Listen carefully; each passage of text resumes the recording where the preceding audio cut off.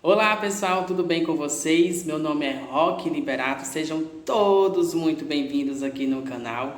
E hoje vamos aprender mais sobre cinesiologia, tá bom? Não se esqueça de se inscrever no canal, ativar o sininho e dar aquele joinha no final do vídeo.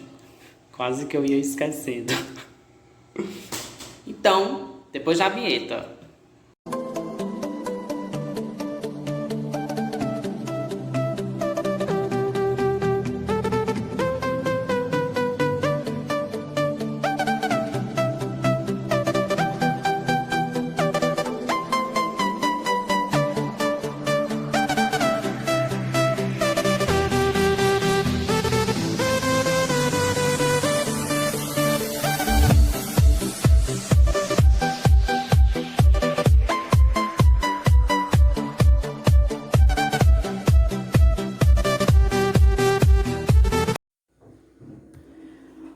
E aí, pessoal, vamos dar início ao nosso estudo de hoje sobre cinesiologia.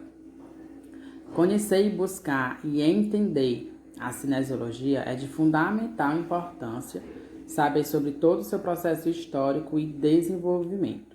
O termo cinesiologia é uma combinação de dois verbos gregos, onde kinese significa mover e logo significa estudar.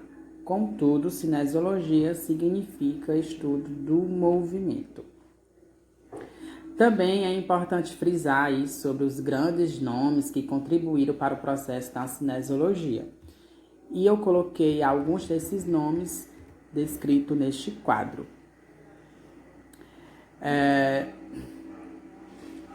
Grandes nomes aí conhecidos, né, por todos nós. O pai da cinesiologia, como é conhecido, o grego Aristóteles, e que, segundo os registros, foi o primeiro a estudar e demonstrar o processo de deambulação. Esse estudo de Aristóteles tinha como ideais algumas semelhanças posteriores às 3 leis de Newton. O complexo processo de deambulação para a época de Aristóteles mostrou-se relevante na importância do centro de gravidade, das leis do movimento e alavanca. Então, os estudos aí de Aristóteles foi de importância elevada para o desenvolvimento da cinese. Já na Grécia, temos relatos de outro cidadão grego de muita importância para o início da cinesiologia. Arquimedes, em sua época, apresentou estudo a respeito dos princípios hidrostáticos que até hoje são aplicados na cinesiologia, a natação, bem como também ajuda parcialmente com a possibilidade de viagens espaciais, já que são usadas por astronautas algumas características do estudo aí do Arquimedes. Galeno foi o romano também, um grande estudioso da cinesiologia, que a partir da observação em gladiadores na Ásia Menor, acumulou diversos estudos sobre o movimento do corpo humano, tendo aí como objetivo de estudo esses atletas e que por isso é conhecido até os dias de hoje como o primeiro médico da equipe da história.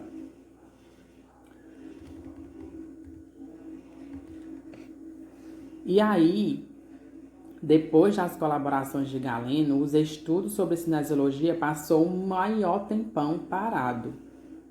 Aí há muitos anos mesmo. E aí, o próximo contribuinte, o próximo colaborador dessa ciência, o artista e engenheiro cientista Leonardo da Vinci, se interessava-se pela estrutura do corpo humano, principalmente no que diz respeito ao desempenho e à relação entre o centro de gravidade, o equilíbrio e o centro de resistência, tendo sido o segundo registro o primeiro a descrever de forma científica a marcha humana e registrar esse trabalho. Então, o Leonardo foi muito importante. Já Charles Darwin defendeu teses hoje clássicas no meio científico no que diz respeito ao conhecimento histórico do corpo humano. Em sua tese, Darwin diz que o homem que se conhece hoje é descendente de alguma forma de outro ser. Esse conceito de Darwin é conhecido atualmente como a teoria da evolução. E essa esclareceu tanto quando foi apresentado como várias questões relativas à cinesiologia, trazendo então para a pesquisa vários antropólogos que agregaram ainda mais o conhecimento à cinesiologia. Então o Charles Darwin aí foi bem importante no desenvolvimento. E ainda no século XIX, o Ângelo contribuiu com a cinesiologia por meio da invenção do ergógrafo no ano de 1884 e que até hoje é utilizado de várias formas em pesquisa e trabalho de cinesiologia, principalmente em estudos da função muscular no corpo humano. Bom, dando continuidade à nossa linha de raciocínio, é importante saber sobre as orientações do corpo humano e suas posições, onde temos a posição anatômica e a fundamental. A posição anatômica é uma posição ereta, vertical, com os pés separados ligeiramente e os braços pendendo relaxados ao lado do corpo, com as palmas das mãos voltadas para frente. É aquela famosa posição anatômica que a gente ouve falar sempre na sala de aula. Já a posição fundamental é similar à posição anatômica, exceto pelos braços, que ficam mais relaxados ao longo do corpo, com as palmas da mão voltada para o tronco. E também as pernas elas são mais juntas. A linha da gravidade é uma linha vertical que atravessa o centro da gravidade, portanto, sua localização só será possível diante do posicionamento do centro da gravidade, ou seja, atravessa o corpo de superior para inferior ou vice-versa, que a setinha apontando para a linha da gravidade, e aqui é o centro da gravidade, que é o ponto no qual está concentrado todo o peso do corpo, gerando assim um equilíbrio de todas as partes, sendo o ponto de interseção dos três planos, sagital, frontal e transverso.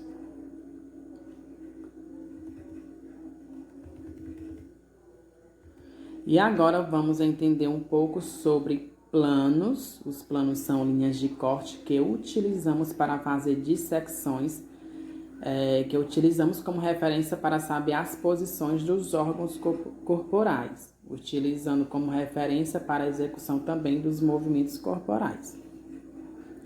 Então, temos aí os planos sagital, frontal e o plano transverso.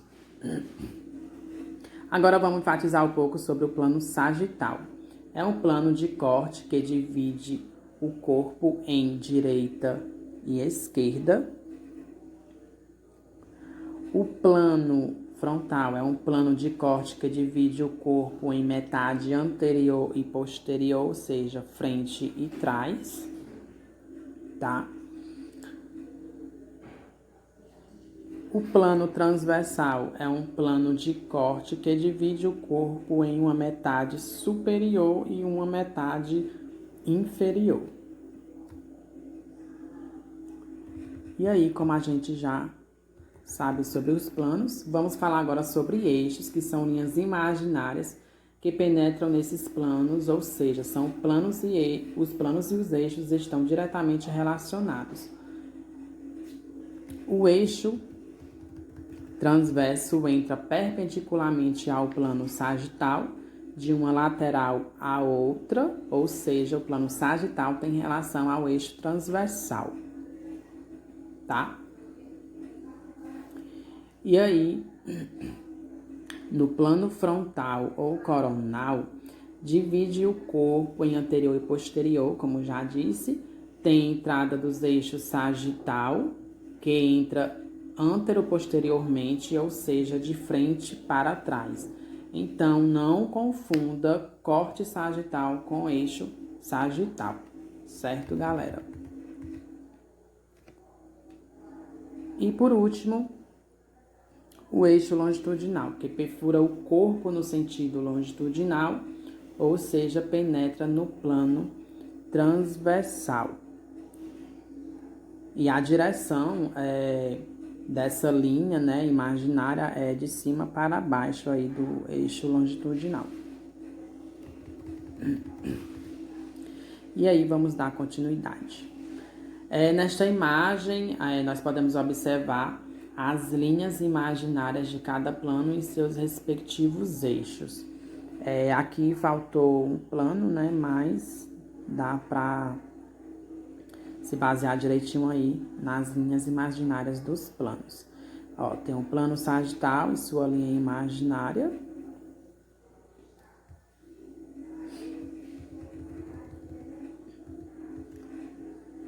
Tem o plano frontal, né, sua linha imaginária, e o plano transversal.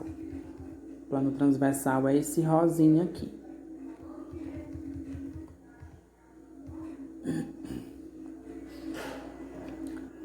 Bom, já que vimos tudo sobre planos e eixos, precisamos também conhecer os movimentos fundamentais sobre os respectivos planos. Temos então, nesta imagem, à esquerda, flexão e extensão e hiperextensão de cabeça. A flexão flexão quando a cabeça vai para a frente, extensão quando ela vai para trás e hiperextensão quando ela vai para trás demasiadamente. Bom, flexão acontece quando há uma diminuição no ângulo da articulação, certo? E extensão é o movimento do retorno da flexão. E hiperextensão é a continuação do movimento da extensão. Certo, galera? Só para dar uma pincelada sobre aí, frisar aí sobre flexão, extensão e hiperextensão, certo?